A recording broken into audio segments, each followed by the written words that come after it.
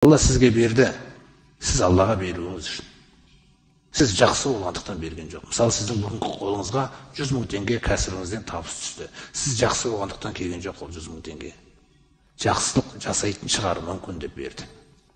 100 мың теңгесін саудагер қазір ақшасын осы дүниеде айналдырып, жаңағыны көбейту тәсілі осы дүниеде сондай білім берілген оған. Жаңағыны көбейте алады, қалай оны жүргізе алады, тағы бір нүкте аша алады дегендей нәрсе.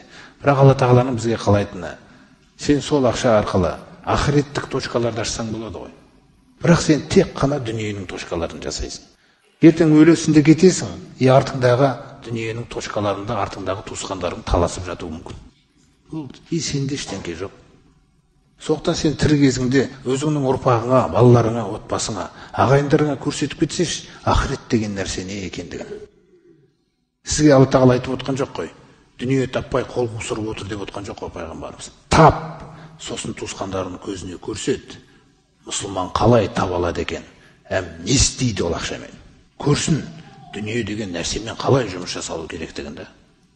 Бұл жерде бізге пайғамбарымыз саллаллаху алейхи ва саллям түк таппай бүйтіп, біреуден бір нәрсе сұрап, сөйтіп қиналып жүр деп отқан жоқ. Өйткені Алланың жолында дініңді көтеру үшін, жәрдем берілу үшін кешегі қаншама Абу Бакр, Омар дегендер мысалы. Абу Бакрге күллі малын салып жіберген. Міне ақыретті дүниеден жоғары қою. Омар келіп жарты малын беріп жіберген дегендей. Сол сияқты мал, сүйме оны. Мал деген нәрсе қолыңда болсын. Дүние мал деген нәрсені сүйіп, оны бір есептеп, қайта-қайта санап, біреуге берген кезде қайта-қайта санай берме, қанша қалды екен деп. Ол берекесін жояды. Өйткені Айша анамыз айтады, пайғамбарымыз саллаллаху алейхи ва саллям өмірден озғаннан кейін менің сөремде біраз тары қалған еді дейді. Тары.